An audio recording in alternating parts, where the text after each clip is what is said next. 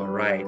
So this is Brian Akamponde with another interview, joined today by Dr. Asonye. And it's a pleasure to have him because, he has been doing a lot of work on sign languages, African sign languages, which are facing an interesting situation of being not as documented as they need to be. Dr. Asonye, welcome, and just your chance to say hello to me. Thank you, Brian. I appreciate the effort you and your team are putting together to document works of African scholars and, by extension, the historical content of African society. You are doing great, and I commend what you're doing. Thank you, Professor. And on that note, could you tell us a bit more about the work you have been focused on, particularly your work with sign languages, and I guess any other sort of indigenous and sort of lesser spoken languages on the continent. All right.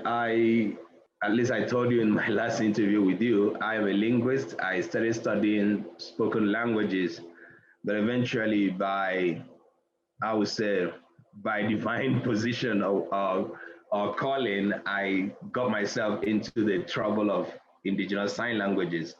And I want to say it's been a very fulfilling career as a researcher and as an educator.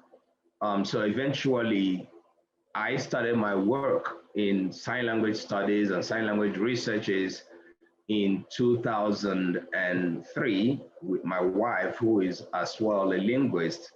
And our work was born out of the quest to find out, after about 11 years of my first contact with a particular deaf community in my area, Imo State, Nigeria. That deaf community was a unique one. Students in the secondary school who were, in my opinion and in my description, isolated. And I happened to be one of those to go there for one particular event. And I ran into them. That was my first contact, with the deaf people like that. And I had a lot of emotional outbursts, just like some other people there. Then I started my work because I wanted to understand more about communication amongst deaf people. And that led me to whatever that is going on today.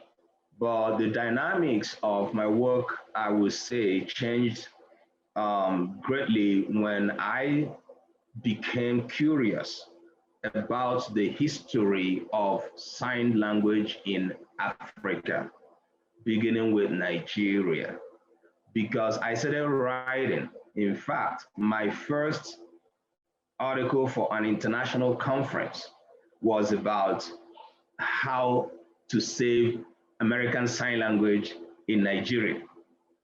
As ignorant as that was, it was a paper I presented in an international conference.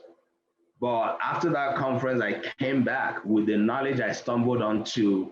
In fact, today, that topic changed. But the knowledge I got that brought me to begin to ask questions. So if we are talking about American Sign Language in Nigeria, in other African countries, how about our own sign languages? And I was very, very curious, started searching to see whatever I can lay my hands on. Unfortunately, I couldn't until I made a post one day on social media, and somebody sent me an article and said, look at this. Eventually, it was an article by Miles 2004. That was the first, and so far, if I can really describe it that way, one of the greatest content that talks about the origin, or at least some of the history of sign languages in Africa. I was like, whoa, this is what I've been looking for. And by the time I finished reading Miles and reading it again and again, I became radical in terms of my intervention, my crusade for the development of indigenous sign languages. And the reason includes this. One, indigenous sign languages were here before the foreign sign languages that were brought to Africa. Two, as unfortunate as that sounds, the foreign sign languages that have come to dominate Africa today didn't even come as a result of colonialism. They were introduced into Africa, different African countries, even after colonialism. There's no evidence that shows that the colonial powers or indigenous agents that were sent to Africa had a good interest in the deaf people. You could, assume why. So there was no interest in studying the deaf people and their language. So they were focused on power, religion, and all of that stuff. So the deaf people were still isolated. So people were not really developing their sign languages. And again, at the time the colonialism was happening, sign languages were not regarded as a language or were not regarded as languages. So people were not really studying, even in Europe, even in America, sign languages were not studied as language. As at then, they were looked upon as gestural communications, even in Africa. But as at that time, there were developed sign languages in various African countries, as were recorded by Miles in Nigeria, in Ghana, in Egypt, in Zambia. All these countries had indigenous sign languages that were used by different deaf communities. What happened to them between colonialism and early post-colonial time? What happened to them? The only, as mind-boggling as it has been to me in my continuous interaction with deaf people in Nigeria, and even non-deaf people who work in deaf communities, when we raise this discussion, I often ask, what is the status of the sign language you use? They say it's American Sign Language. And I ask, how about Nigerian Sign Language? Some of them would tell you there was nothing like Nigerian Sign Language. And some of them I will ask again, I say, before the emergence or the arrival of Dr. Andrew Foster, who is an African American who came from Gallaudet University in the United States, first landed in Ghana in 1957. Before he came to Africa, what were deaf people using? Many deaf people that have asked this question do not have answers to them. And that really got me thinking so heavily and deeply. And that is, in my opinion, what really triggered my work today, that is centered on the promotion of the indigenous sign languages of African society. And if we're going to take that work beyond Africa, we will see about that. But right now, our focus is on the African society. Right. And there was a very profound and rich introduction of, I guess, your connection to indigenous sign languages and sort of what you've uncovered and a nice brief history, right, of the sign languages.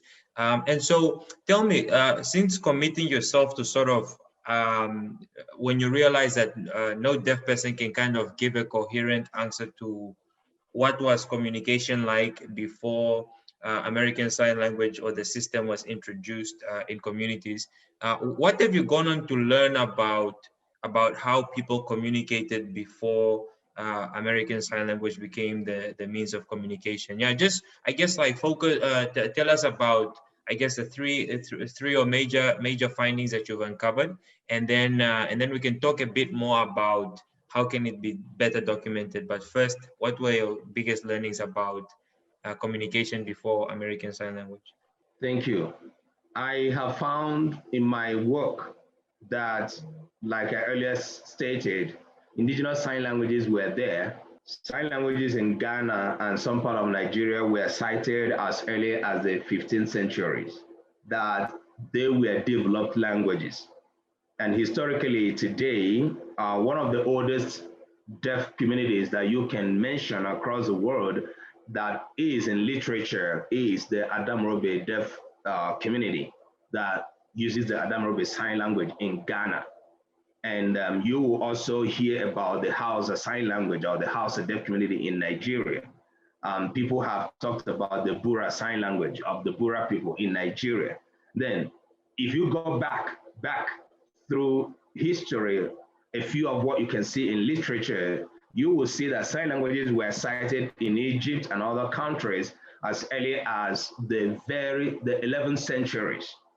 And all these were cited to have been developed sign languages. And the reason is this. Number one, the deaf people, these sign languages were found amongst deaf communities. It could be a small one, it could be a larger one, depending on the occurrence of hearing loss amongst those communities. Citing Adamrobe deaf community, it is one of those deaf communities that have been said to have a high genetic occurrence of deafness, just like the popular Martha's Vineyard in the United States. And if I would touch a little bit about the Martha's Vineyard of the United States, it was an existing, established, developed deaf community with a developed sign language, which is called the Martha's Vineyard sign language. When the version of sign language that came from France through Lepé and Thomas Gallaudet, all of those guys that that brought sign language to the United States, when that variety came, Martha's Vineyard was already in use. And whatever happened to Martha's Vineyard sign language, scholars believe that it may have metamorphosed into what is today ASL. But in Africa, contrarily, what was already established was in existence, was being used by people. And in fact, Miles recorded that at some point in history, that the king of Turkey, the Ottoman court in Turkey, was hiring signers, deaf particularly, deaf signers from as far as Nigeria, buying them to come and serve in the Ottoman court as signers. So it is not clear whether the king of Ottoman's kingdom as at that time was deaf, or he was just inclusive of people with hearing loss or something like that. But they were brought to sign in that court. And I wouldn't also be surprised if it is connected with the ideology of the monks, because you know that sign language has also been connected to the monks, whereby the monks do not speak, they use nonverbal communication more or less. So maybe that could be another reason, but no literature that I've found or seen has explained that much. But there is a record of hiring of signers from Nigeria and other countries up to Turkey. And so all these things were going on, and until the arrival of Dr. Andrew Foster in the West Africa. I won't tell a lot about other parts of Africa right now because my study has not really expanded to there. I know there is a developed sign language system in South Africa, which has some influence of British Sign Language. Now, so talking about the West Africa, the dynamics changed in 1957 as soon as Andrew Foster arrived. Now, there has been a very long time struggle of this change, but also it was, in my opinion, very dynamic in that Andrew Foster came with something captivating, something attractive. He was a missionary, said he had a calling to teach deaf children in Africa.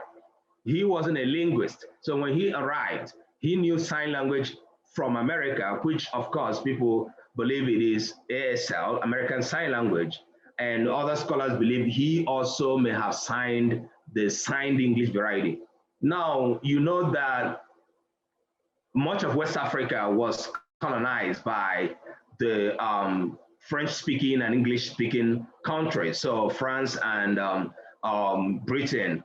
So now these two languages, in addition to a few others, were prominently used already in these countries. For instance, Ghana, Nigeria, Zambia, these countries already were using French and English. So, and it was very easy for them, the community, the society, to begin to adapt to anything and everything foreign, including the signing system, because they have already been brainwashed that your languages are nothing but vernaculars. Don't speak them. The one we are bringing to you is the language. So, in my opinion, when Foster arrived, Ghana started working, bringing deaf education through signing. It wasn't as if, it's not that Foster brought deaf education, especially in Nigeria, but rather he introduced deaf education through signing. Now, record has it that at least Nigeria has one school for the deaf before 1957, when Foster was still busying himself with work in Ghana. He spent 3 years and came into Nigeria. The change he brought was the deaf schools that were in existence in some African societies were not using signing system. We're not using the manual system to teach. And it was not out of place. It was happening in Europe. It was happening in America. They were coming to recognize at the time Foster arrived in Nigeria, sign language was still not regarded as a full language. Not until 1960s, when studies broke in the United States and said, man, we have found out that this thing that these people do with their hands is a full language. Why? Because it can take linguistic analysis, just like what you and I are using through our vocal cords. And people were like, no, what are you coming from? Where are you coming from? Don't say that. And people delved into the study, and today, sign languages are now regarded as full-fledged languages. But all these dynamics taking place, Foster was not a linguist, sign language was not really a language, so you would believe that it wasn't a totally bad or wrong thing going on before he came. He only wanted to bring deaf education, but unfortunately, education goes with a language, a communication, right? Which language would he use to communicate? The one he's familiar with, and he introduced the sign language variety that he knew, and the people wholeheartedly took whatever he gave them and started learning in schools and started, being more informed through a signing system.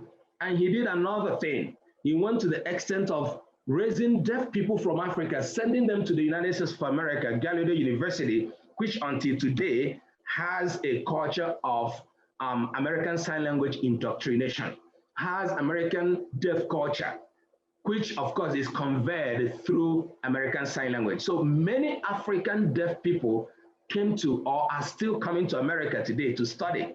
And you can imagine what will happen to them linguistically. So all this brought a very powerful revolution linguistically when they will go back and they will be instrumental in institutionalizing some of the schools that we now have as deaf schools. And then you can imagine what variety of signing that they will use.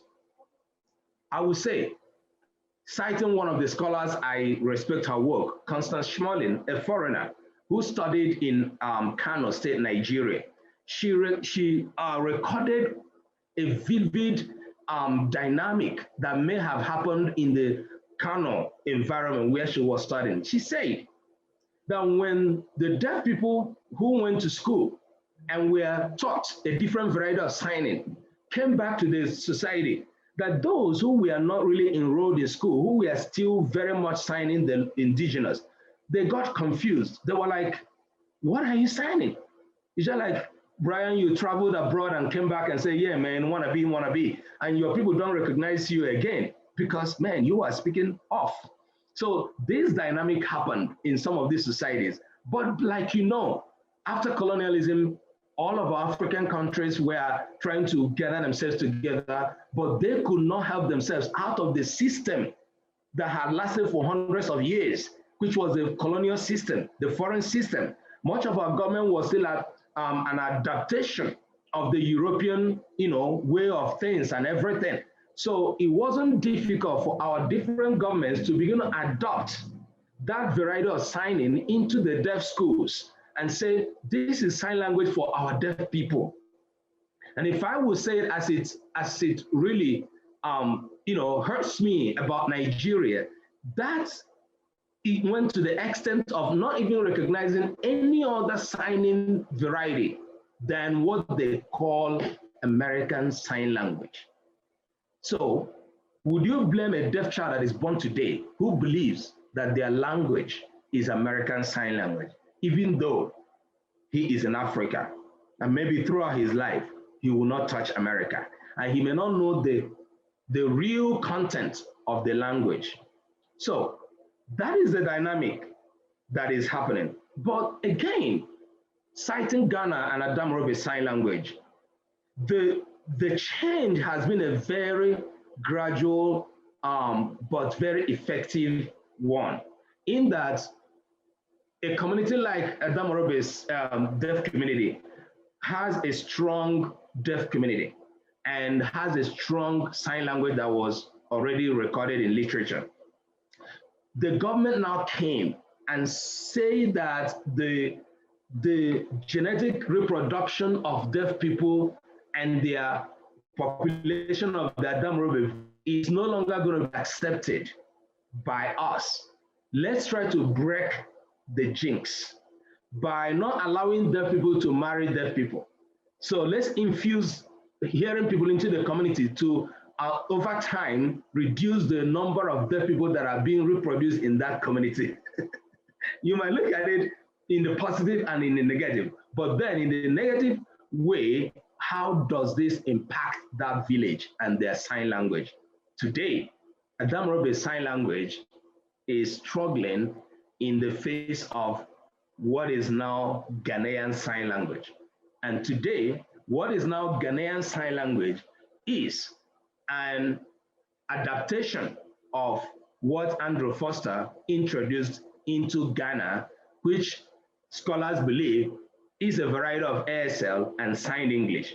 Then I come back to Nigeria. Nigeria completely, Nigerian deaf community, the urban deaf community that we have been able to classify as so, urban and indigenous, uses a variety that you can best describe as the signed English variety, because it uses a signing system that is full of American Sign Language vocabulary and English structure, English word structure. And what does that make the signing system in Nigeria? It doesn't belong to America. It doesn't belong to Nigeria. It is neither a full language that developed from the society of America, neither is it a full language that developed from the deaf community of Nigeria. So what are we doing?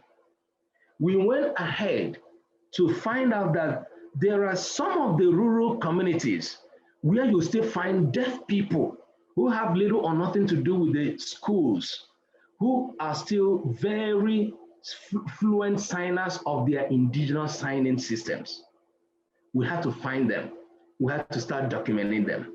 And that is what we today, after studying those species that we so far have found, we say, why are we really deceiving ourselves? It is true that these signing systems are, dying off, but some of them are still very much alive, that if we don't document them now and preserve them now, we don't know what is going to happen in the next 10, 20 years. Can you tell me then, how many languages are sort of, have you documented or are still kind of, let's say, having some amount of relatively fluent speakers that can be documented? Of course, by how many languages, I mean in the domain that or geographical area that you're most familiar with, because it's very interesting how you say that the key problem is, the average deaf child, probably in any African community, is growing up with a language that is just not theirs, right? Which is American Sign Language. And that is something that is, wow, like, especially when you described how, a government, and innocently so, right? Not even really in a malicious colonial kind of spirit or attitude. They have just so happened to be introduced to American Sign Language. It's the one that's sort of already being used in schools, and sort of not it's not really being thought of very well whether there's colonialism at play. Whereas when it comes to English, of course, there's so many things and books you can find about, how English is a tool, right, of colonialism and so forth. But it's interesting how that dynamic has not been touching sign language. But yes, please tell me how many languages have you can you say are sort of still having some form of hope by the fact that they have some fluent speakers who can be studied, and sort of then document the language through that way. Starting with Nigeria, we got into documenting the indigenous varieties in 2018. Before then, we were documenting the school sign language, which is what we classified it as, the school sign language. From 2016, that was the first documentation we had, and we used those 2 years to study them to study them in relation to what is used in the United States. Of course, I happen to have had contacts in the United States then. I collected some pieces from a university in the US, and the same pieces I collected from the schools from Nigeria, and then we compared them. So we had to put that aside and say, oh, we have seen this that happens in schools. And then we went into a community in the northern part of Nigeria called Mogajingeri community in Kaduna North. That was the first documentation we had. Since after then, we've documented another community in the southwest of Nigeria in Ibokun local government, in Iboku town in Obokun local government. I think it's in Osun State. And currently, since the last 1 or 2 years, we have been documenting pieces virtually now from people from different communities. So right now we have some pieces from deaf people in Niger State in Nigeria, Cross River Calabar in Nigeria, the Easterners, particularly Enugu in Nigeria. Now, but we have not been going into these communities like we went into the Mogajingari community because of the pandemic. So what we do, we work with individuals who provide us with pieces of linguistic elements, and we study them. Now, we are also, by virtue of our team connection in Ghana, one of us, Dr. Mary Edward, has long been documenting the Adamorobe sign language, which we have access to. And as I'm talking with you, we are about starting the documentation in Zambian deaf community. I am very, very excited and very eager to know how their sign language system works. But the little I have known, they have different varieties of indigenous that are free of the colonial variety. And so we are going to start the full documentation there very, very soon. I want to tell you, I'm very excited about that. Right. And Doctor, the last question before we part, I know we are a few minutes over here, is what are you personally most proud of? So you told me you had certainly a transformational experience with the community earlier on around the early 2000s. And so over that time, what have you, is there perhaps like a particular story of reuniting a person with an indigenous language that you're proud of, or yeah, just whatever you'd like to share about what you've been most proud of in your many years of doing this amazing work. When I started, the deaf people that I met could not tell if there was any indigenous sign language, at least the ones I met. But today, I'm proud that the deaf people are making these discussions among themselves, especially in Nigeria. Deaf people are now saying, let's document our indigenous sign language. And some people will say, but what of the one we're using? They say, no, the one we're using is foreign.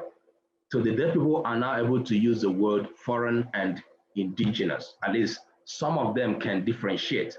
And not only deaf people, even people who work with the deaf people like sign language interpreters. When we started our work, I could hardly run into anyone who could describe indigenous as opposed to foreign. But I can tell you a good number of them are very much informed right now. And that has not been without a lot of effort. We've been making efforts to train the people working in the deaf community. So there is an ongoing online course on African Sign Linguistics and Interpreting that has graduated the first set, is about to graduate the second set right now. And this year we signed an MOU for affiliation with National Institute for Nigerian Languages in Nigeria. So they are the ones who will be awarding certificate in that course. So that has helped in trying to reframe the minds of people who are in the deaf communities. And I am so proud of that. The second, and I would say the last thing that I'm proud of in the work so far is we have come to the point where now we're not talking about not only documenting and just keeping in the raw format. My team is working on developing a sign language app that will contain only indigenous sign languages, not only in Africa right now, but across the world. So I'm working on an innovative way of preserving these sign languages and then making the sign languages accessible and available to the communities that should use them. Because part of the reasons that the deaf people that are born maybe in urban areas do not know about this is because they don't have the content. Any language that is not close to you, you can hear it, you can understand, you can't even speak it. So with the sign language app, which is called Indigenous Hands, we are going to make it available with our digital world. Anybody who has the app in their mobile device can, download it and have access to their own indigenous sign language. And that is what we want to do. That is why we are extending our work to Zambia and other countries. So I'm very proud of that, even though it is still in the making. Wow, what a wonderful experience. And for me, just to say, if I can pursue my contribution or passion with just 1/10 of your commitment, I think I'll be very, very proud of myself and really happy that you're doing this great work. I'm sure many people, many people's lives and worldviews are just literally being transformed thanks to your commitment. And yeah, just thank you so much for that. And we will be in touch as soon as we publish this interview. Clearly, there's a lot to share from this, and I just so much look forward to making this issue come up, because just like I don't think many people think about sign languages and not just leave it there. You don't have to say about colonialism in sign languages, just sign languages, and that's very profound. And so thank you so much for offering me this insight. Thank you, Brian.